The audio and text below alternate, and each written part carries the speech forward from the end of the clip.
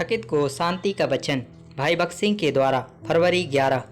इसीलिए जो उसके द्वारा परमेश्वर के पास आते हैं वह उनका पूरा पूरा उद्धार कर सकता है, क्योंकि वह उनके लिए विनती करने को सर्वदा जीवित है। इब्रानियों की पत्री 7 अध्याय का 25 पद। जब हम प्रभु यीशु मसीह के पास आते हैं तो हम सब में कोई ना कोई दोष या असफलता या दुर्बलता होती है। कोई भी इनसे मुक्त नहीं है।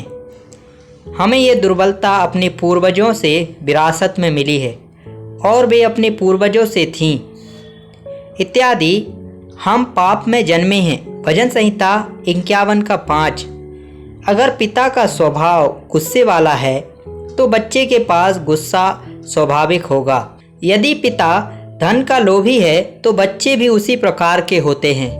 यदि पिता में घमंड की आत्मा है तो बच्चे में भी वही होगा। इस प्रकार हमें अपने माता पिता की दुर्बलता विरासत में मिलती है।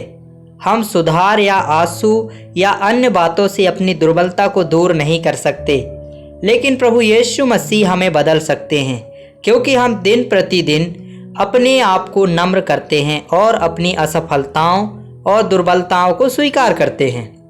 प्रभु यीशु मसीह हमारा महायाजक है और वह हमारी दुर्बलताओं को अपने कंधे पर उठा लेता है।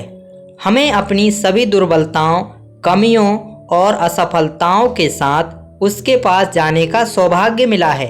इसलिए विश्वास के द्वारा हम उससे कहते हैं, मेरे प्रभु, मैं अपनी कमियों, असफलताओं और दोषों को स्वीकार करता हूँ। मुझ पर दया करो। मुझे इन सब पर जय दिला। हमारा महायाजक होने के नाते वह हमारा बोझ भी उठाता है। पहला पत्रस 5 अध्याय का 7 पद। विश्वास करें कि प्रभु यीशु मसीह के बहुत मजबूत कंधे हैं जो आपको किसी भी प्रकार की दुर्बलता, कमी या असफलता के से पार ले जाने में सक्षम हैं। वह हमारी दुर्बलताओं और असफलताओं में हमारी ताकत है। वह हमारा अधिवक्ता है। पहला यूहन्ना 2 अध्याय 1 पद। उसकी सामर्थ्य से हमारी सारी कमियां ईश्वरीय सद्गुणों में बदल जाती हैं। इब्रानियों की पत्री 7 अध्याय का 25 पद।